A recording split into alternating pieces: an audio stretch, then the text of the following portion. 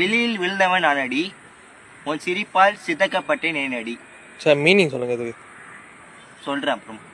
முப்பால் அறிந்தவன் நானடி, உன் சிரிப்பால் சிதைக்கப்பட்டேன் என்னடி. என் இதயம் என்பது உன் டைரியின் முதல் பக்கம் போல எதுவும் எழுதப்படவில்லை, உன் பெயரே தவிர. உன்னை பார்த்த நொடியில் நான் விழுந்தேன் உன் மடியில். அவ்வளோதான். பார்ட் 4ல சந்திப்போம். இருங்கப்பா, ஏன் ஏச்சிட்டீங்க? உட்காருங்க.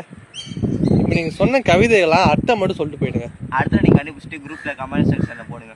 Okay okay. அவர் சொன்ன கவிதைக்கு அர்த்தம் உங்களுக்கு தெரிஞ்சால் கமெண்ட் செக்ஷனில் போட்டு விடுங்க.